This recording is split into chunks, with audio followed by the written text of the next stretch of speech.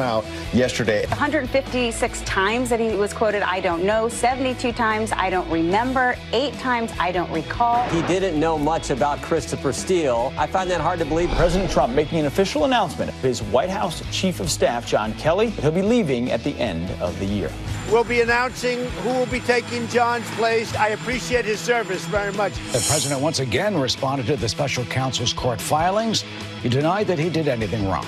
On the Mueller situation, we're very happy. There's absolutely no collusion, which is very important. For the third year in a row, the Black Knights of Army have won the Army-Navy matchup. I do pray for these players on this field and all the good they represent.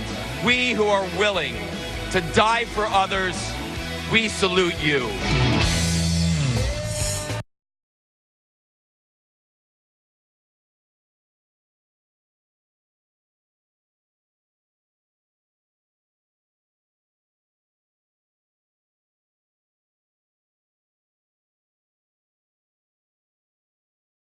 But if you played this one for me, probably top 5.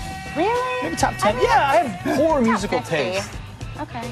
No, I've never. 1991. This dates you. Well, I'm 91? stuck in the 90s, according Yeah. to my husband, when it comes to my pop culture, so.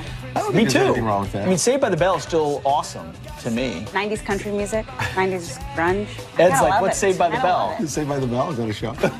I'm too old for that. I vaguely remember. No, that's you. I don't remember. I don't don't recall. I don't know. It's not, I don't know. I don't recall. That sounds like James Comey, actually. Well, yeah, I mean, if you don't know, you don't know, right? What? Even if you were there, even if you lived through it, even if you watched it on Apparently TV. You may have doesn't know once what he- known, but now you don't recall it. He doesn't know what he doesn't know, apparently. He might even go that far, because if you break it down, remember, this is serious business. On Friday, James Comey went behind closed doors. And you had Republicans demanding that it be behind closed doors. He wanted to do it in public.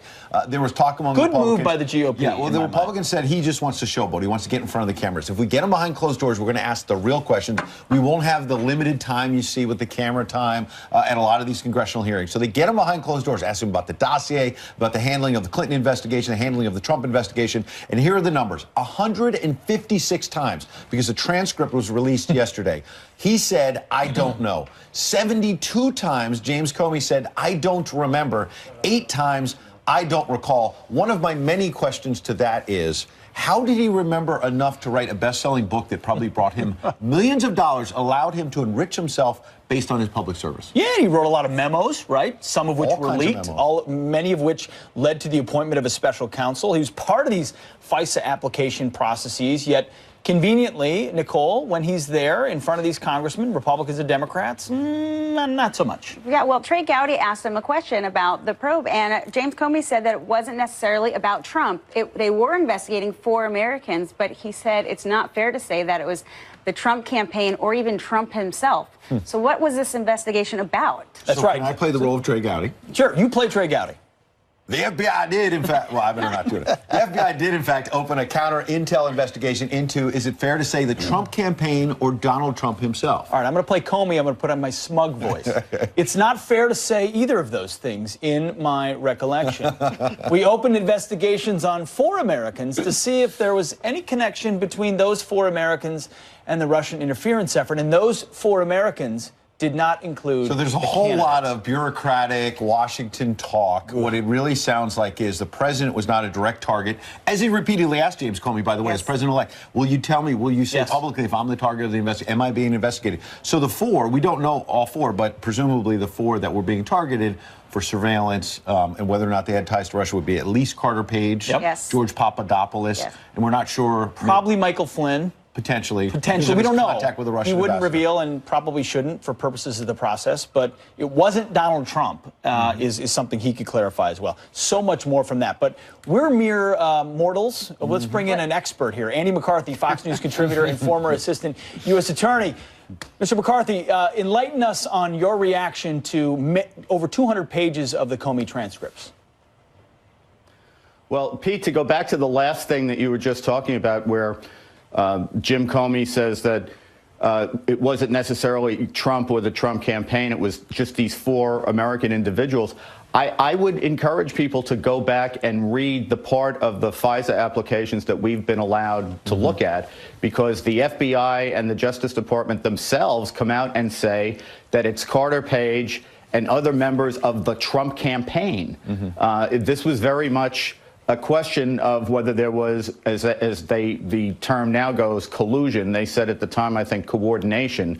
But the idea was there a counter-espionage or a cyber-espionage conspiracy between the Kremlin and the Trump campaign? I mean, that's what they were looking at, number one. And number two, as far as all the, I don't remember, I don't recall stuff, I think in ordinary cases, it would be perfectly appropriate for an FBI director to say, I don't know, I wasn't informed, I can't recall, because ordinarily the FBI doesn't want cases run out of headquarters. They have a very strong predisposition to make sure that cases are investigated in the place where the wrongdoing is supposed to have taken place, and by the district offices, so it doesn't get tangled up in the politics of Washington. Here, in connection with both the Clinton emails investigation and in the Trump-Russia investigation, they made a decision to investigate the case out of headquarters. And in that capacity, then, the FBI director isn't just the FBI director. He's the guy who's running an investigation. And the guy who runs an investigation has to know stuff. And what about... right, I mean, I hope so. Right, exactly. And on another point with that, the president has tweeted many times that his campaign was spied upon, essentially, and you've heard people in the media say, oh, this is nonsense, Donald Trump is making up. Isn't what James Comey's saying about 4 people at least being watched, looked at, surveilled, pick your word, sir, in the Trump campaign, but not the candidate himself? Whether you want to say they were spied on, surveilled, there was something going on with the FBI and the Obama administration taking a very close look at the Trump campaign. Let's put it that way. Yes, they were looking at the Trump campaign. I suspect that the other 2, you mentioned Carter Page and George Papadopoulos. I suspect the other 2 were Paul Manafort and Rick Gates, who were known at that time both to have connections to the Trump campaign and connections to this Kremlin-backed Ukraine political party. I imagine that was what was going on. But if you read what we've been allowed to look at, again, I would stress what they were talking about was this was the Trump campaign. And I think part of the way that they've always tried to play this kind of sleight of hand by saying that Trump wasn't under investigation was to say, well, gee, we were just looking at people in the campaign. But the whole thing was about Trump. The people in the campaign are utterly unimportant unless there's some kind of a deal between the guy who's potentially going to be running the United States government. Isn't that unprecedented for the FBI and the government? Isn't it unprecedented for the FBI and the government to be essentially spying, surveilling on a candidate of the other party? Well, look, just because something's unprecedented doesn't mean it was wrong, right? If there really was a conspiracy between the Kremlin and an American presidential candidate, if they had really strong evidence of that, it would be irresponsible not to investigate it. The problem here is they didn't have strong evidence of it. Well, that's the thing. Andy, did they break FBI protocol by using an unverified dossier to pursue this? Yeah, their own procedures, Pete, say that the information has to be verified. I know that Jim yesterday tried to do kind of a balancing act, or in the transcript that we see, he tries to do kind of a balancing act about whether it's verified or not. The problem that he has is threefold. Number one, the confidential informant comparison. He says it's just like when we use a confidential informant. It's really not, because Steele's not the person who saw and heard the things they're asking the court to base a probable cause finding on. He's more like the agent who assembles the information. They couldn't corroborate Steele's confidential informants. Secondly, when you use a confidential informant, you have to tell the court important biases that the guy has that the court should weigh, like, I'm working for the opposition political party. That would be one. I hate the person who I'm investigating, and I would like to make sure he doesn't become president. That would be another thing. He lied to the FBI. That would be something. They didn't put any of that in. And I think the other problem that Comey has is in June of 2017, he testifies to the Senate I believe it was the Intelligence Committee, that the dossier was salacious and unverified. And the point is, if it was unverified in June of 2017, then it was unverified in the previous October, January, and April when they went to the FISA court. Exactly. And I believe Comey himself said the way it was handled was So well unusual, but they followed protocol. So well said. Well, the New York Times is acknowledging today, which a lot of us already know. Unusual, but they... Yeah, somehow the process was fine. but Unusual, Yeah, wordsmith. But usual. But usual, Right. of course, To the best for them. of his recollection. If it's Trump, it's all usual. You know that. But the New York Times is admitting what a lot of us already know, which is that it was collusion, that it became obstruction. Now it's campaign finance. This headline, prosecutor's narrative is clear. Trump defrauded voters. What does it mean? Here's part. So have they now moved away from collusion and obstruction and full on to a campaign finance violation? No, Pete, it's all still going on. I mean, Mueller is still looking at collusion, but I think where the goalposts have moved on collusion is they've gotten away from the original rationale for the investigation, which was there this cyber espionage conspiracy, to now, was the Trump campaign penetrated by agents of the Kremlin, and did the Trump campaign act irresponsibly in that connection, which is all very interesting, but it wouldn't be a crime even if they could prove it. I think they're still looking at obstruction, but that's a case that has profound legal problems. And then the Southern District of New York case, which is different from the Mueller case on Cohen, they are clearly going after the president on campaign finance violations. Yeah. And I think if you read the sentencing memo the Southern District filed in Cohen's case, it's clear that Trump is the target and he'll be indicted eventually. You think the president of the United States is going to be indicted? In fact, I understand you have a FoxNews.com op-ed to that point, but I mean, that kind of stops me in my tracks. We've heard all along that, well, Justice Department guidance is that the president himself can't be, or herself down the road, cannot be indicted. But you're saying the Southern District of New York here, very powerful, that those prosecutors are likely to indict the president of the United States. Yeah, well, first, Ed, Southern District of New York is less powerful since I left. I just want that to be clear. But in all seriousness, the guidance the Justice Department has is that a sitting United States president can't be indicted. So the president's not supposed to get an advantage from being president. All we say is that he can't be put through the criminal process while he's president. So I think what can happen is they can indict him and he could be tried down the road when he's out of office. Now, there could be real problems about that, particularly if he gets reelected. The statute of limitations on this would have long run by the time he gets out of office. But will he be charged? Are they setting the stage to file charges against him? If you read that sentencing memo, I can't come to any other conclusion. I read your op-ed. Do you think it's something that can be similar to what happened during the Obama administration when they were accused of campaign finance problems, whereas he just ended up paying a fine for it? And his were even more than what Nicole, I believe Trump is. Good point. Yeah, it's very interesting. The Southern District, you may remember, prosecuted Dinesh D'Souza on a campaign finance violation, which was a trifle compared to the Obama campaign finance violation. Southern District treated it as a felony. The Obama Justice Department, when it was an Obama violation of $2 million, somehow found it within itself to let them pay a fine to the Federal Election Commission and move on.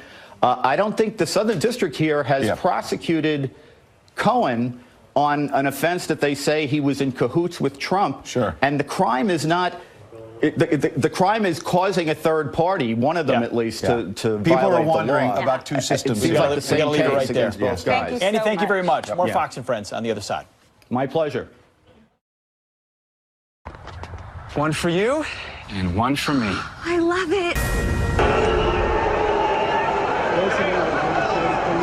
Reporter Susan Lee, good to see you again. Good to see you so early on Sunday. Good morning. Absolutely. President Macron also seems to be in hiding right now. Well, yeah, that's what people are saying, that he's not a man of the people. We don't see him anywhere. Where is he to address the 125,000 that are on the streets?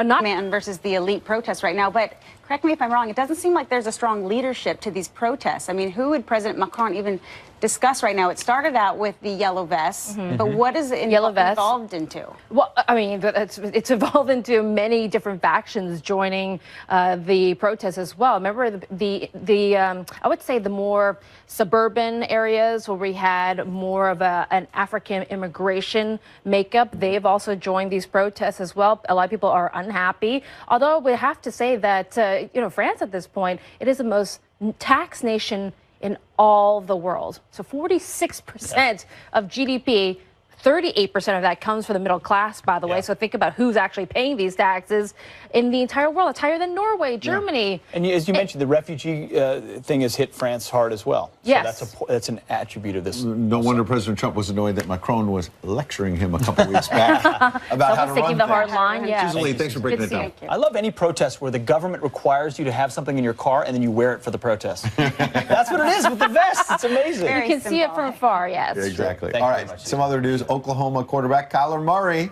hoisting the Heisman Trophy, second quarterback there in a row, but his memorable night now ruined. The tweets now resurfacing from years ago. Goodness. Coaches and sooner.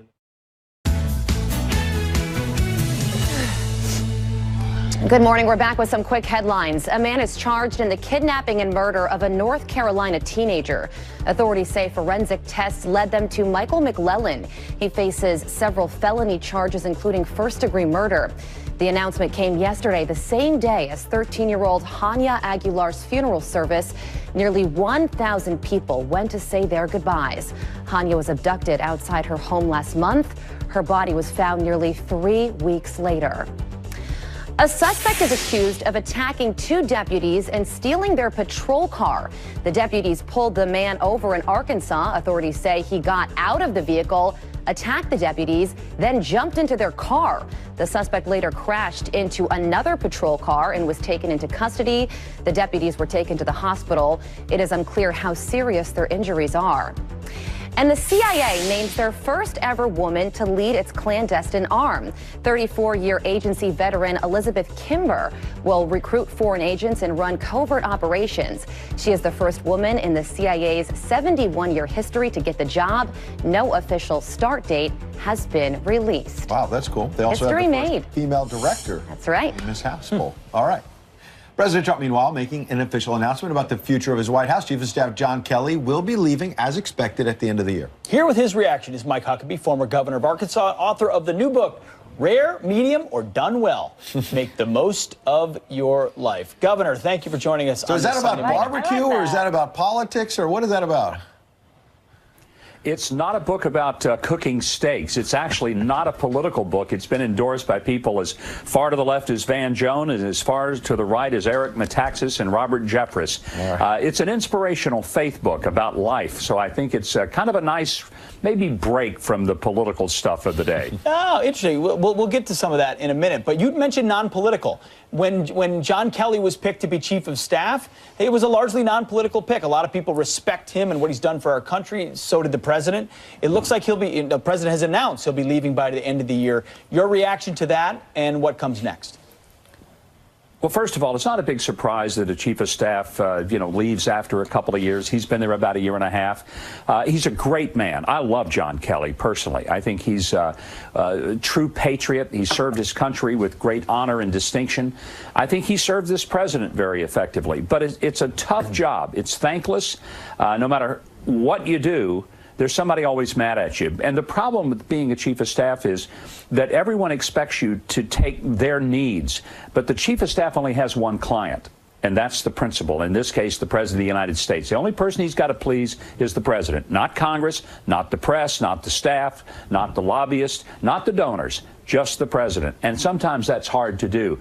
There are 3 universes from which a chief of staff can come: political, business, or military. He came from the military. He's very disciplined and focused. Doesn't always work with the president, who sort of lives by his own time clock, that's for sure. But I think John Kelly's done a great job for the president, and he will find someone who will also serve him well. He's getting a lot of things done. He's not getting the credit for it. I'm talking about the president.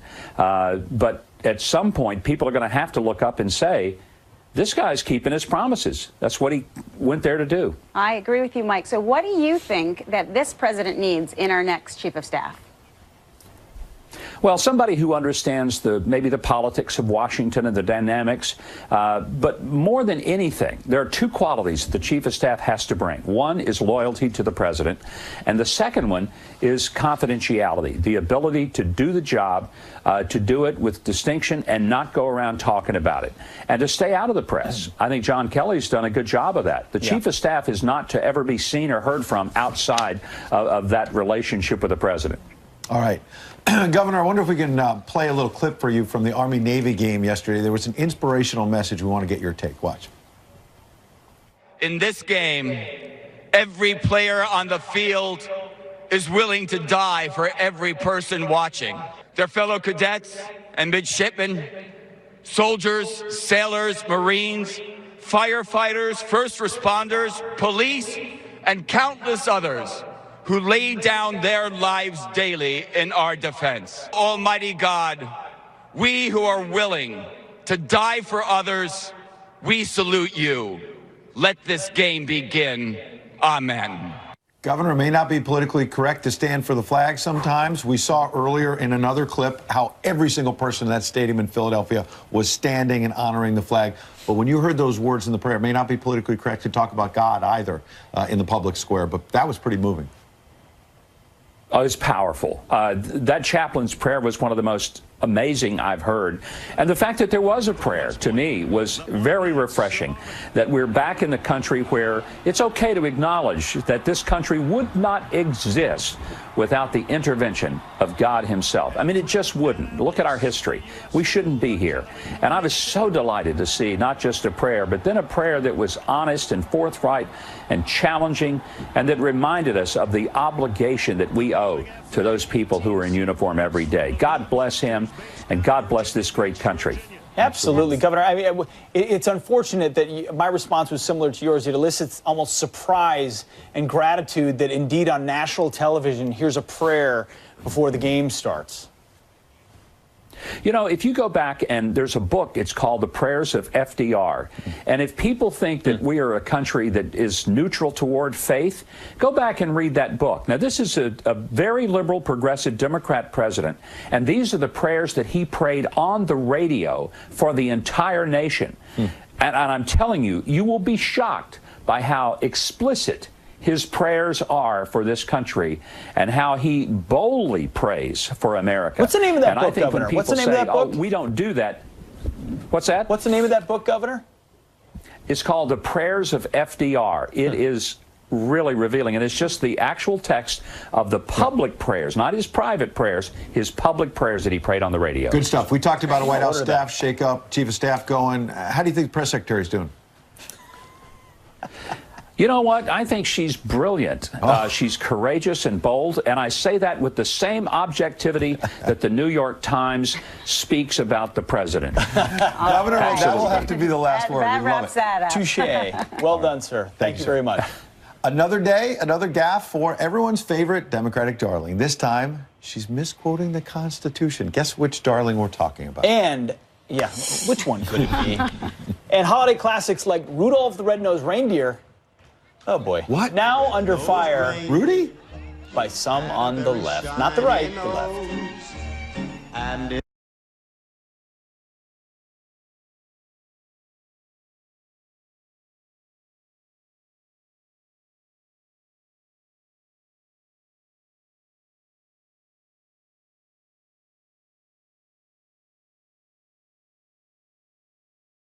Rudolph the red-nosed reindeer.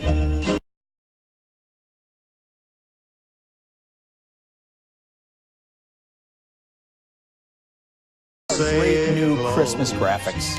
Well, there's been an outcry from some on the left over classic Christmas and holiday songs like Rudolph the Red-Nosed Reindeer and Baby It's Cold Outside for lyrics like this. What's the sense of hurting my pride? I really can't Oh, baby, don't hold out, baby, it's cold outside.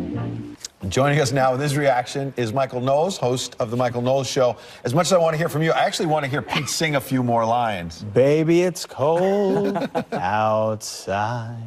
It's pretty good. I'll take Good, it. actually. Beautiful. So Thank you, Michael. What in the world is going on? I think the problem right now is that in 2018, the left is short on ears and long on mouth, so they're so eager to be offended. They're so eager to protest. They're not listening to what they're protesting. With Rudolph, they're missing the point. They hear that Rudolph talks about bigotry, he talks about bullying. The point of Rudolph the Red-Nosed Reindeer is that bigotry is a bad thing. They don't understand that the coquettish banter in Baby It's Cold Outside is about how both the man and the woman both want to stay and canoodle a little bit longer.